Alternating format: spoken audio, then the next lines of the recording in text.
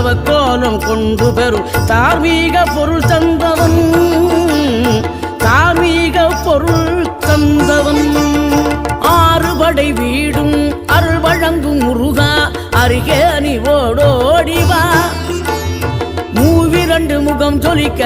2 கரங்களுடன் ஆதர